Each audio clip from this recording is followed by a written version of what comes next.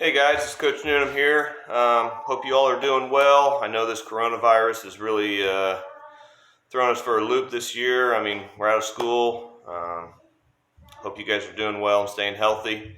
I wanted to take time to recognize our sixth grade boys basketball team, undefeated.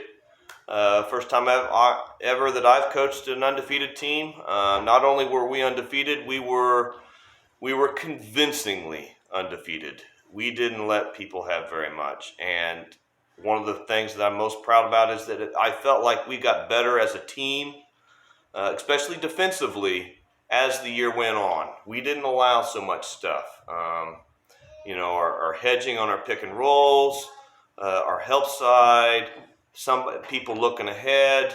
We gave people a lot of problems. And I take pride in that. I want to give the opposing team as many problems as we can. I want to go through and mention the players' names, say one or two things about them, and then I'll wrap it up here. Trey Shelsky, he's our best fundamental skilled player on the team, and that was evident from other coaches that have talked to me and things of that nature. But the thing that makes Trey work for this team is that he doesn't have to lead the game in scoring. Many times he did not. He made his impact on his passing, his court vision, his dribbling ability. Those are the things that made everybody better, and that's what you want for anybody going forward. If you can make your other teammates better, you're going to be on the floor. Gage Clonks, he was deceptive with his dribbling ability. I didn't know he could dribble that good with each hand. Made him a big-time asset offensively because he could take one or two hard dribbles either direction and get to the hole. Strong kid, really liked his energy. Ethan Tidwell, probably the one of the best, strongest hand guys. I mean, really, really strong hands. He could grab a ball, he could snatch it. He was very good on defense. He played the passing lanes. He'll need to get better at dribbling the ball, particularly with his left hand as kids get older. Everybody gets older, but I think you can do it. I think everybody can do it. Carson Cosby, I would argue he's probably the most improved player, in my opinion, from the start of the season to the end. I thought he was in the beginning. Of course, a lot of it is just trying to figure out what the coach wants, how to play, how to gel, how to mesh in. Towards the end of the year, he was finding open guys. He was taking good shots. I liked his energy. He was probably in foul trouble more than most of the guys, but I liked it because he was doing what I wanted him to do, and that was great. I think he'll really improve. He showed improvement. Very happy with that. Nate, every time I see Nate, he goes in and he's deceptive. He's deceptive. He gets around his guy and puts up a shot, and it's not just a shot. It's a soft shot. He came into a lot of games and was the spark plug a lot of times. He's just zooming everywhere, hounding people, getting down low, taking crossovers, giving other defenders hard times, dribbling the ball, which is what I like. Bradley Asher got better as the year went on, especially with rebounding and scoring. He was more sure with his hands. I think he gained confidence. He runs like a deer. We put him on some of our better guys every once in a while to give some breathers.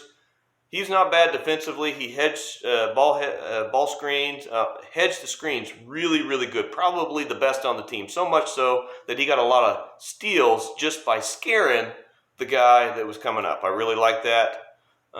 Justin Cooper, probably our most physical on-ball guard defender. He made people uncomfortable. He really made people uncomfortable. Now, granted, he got them with the body every once in a while, but that happens. As the game goes by, and as you guys get older, it will get more physical. It will get more physical. As long as you're moving your feet, we'll take it. We'll take the hustle. We'll take the energy, and I like that. Quentin Johnson, deceptively quick, got a good crossover, but he needs to go further with the crossover, not just from here to here. He needs to go from here over to here and then go forward. He's got a good crossover. His vision is pretty good. Not a bad defender. He's actually pretty quick. Really enjoyed his play. Carter Kelly probably has one of the best guys on the team for a knack of moving without the ball. He found himself open in a lot of games because he moved around or shifted around the other side of his man and was available to take a pass. And part of the problem, especially at this age, of ever seeing the ball is you got to move yourself at the right time in the right location, and he has a knack for that. See here, Marshall Vincent, high energy dude, did everything I asked for in practice. He got better as the year went on about dribbling. Of course, he'll still have to work on that from coming out. I think this was his first year, but I'm really glad he came out. I think he had a really good time. Cameron, high energy. He hounded people. he's really, really quick. Sometimes he'd get a steal and he'd take one or two dribbles and that was it. But you know your limitations. You know what you need to work on, and we talked about it in practice. And this goes for everybody. It's a dribbling issue.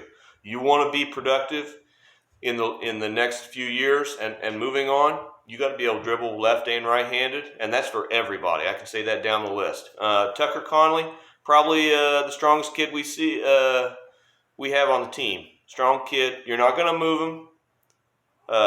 He got really good with the spin move, right hand. I saw him use it a couple times in some of our later games.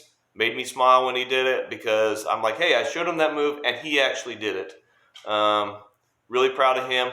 Owen Graylis, he's our 3-point specialist. Most people don't know this, but he is the highest percentage shooting guy on our team from the outside.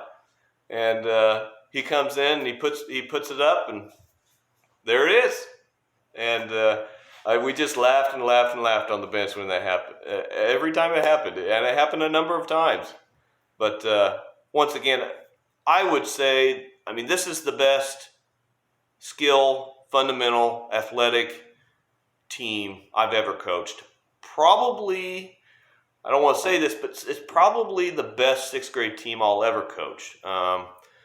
Excellent listeners, very respectful, very considerate. And the thing that gets me, that surprises me the most about this group is that they will be told something in practice and you'll actually see them use it in a game. And most of the time there's a disconnect between, hey, you do this, and then they get out in the game and they go crazy because they don't do it. But many of these guys, they capitalized on some of the tips and pointers, which made us steamroll a lot of people. And we don't get me wrong, we were going to steamroll a lot of people to begin with, but we got better as the year went on. Our guys got better as the year went on, and hopefully, moving forward through this summer, you guys go outside, work out, do something where you commit to 3 days a week of weights or running, something, because everybody's getting stronger. Everybody's getting stronger. Everybody's getting bigger. And everybody's going to be hitting their growth spurts. So you have to be skilled enough to compete against the bigger guys. And that's what's going to make you a really, really good team later down the road in high school. So I hope that you guys all stay with it. I'm looking forward to seeing you guys next year. I miss you guys, and hopefully we'll be back in school in the fall. So, all right. Thank you.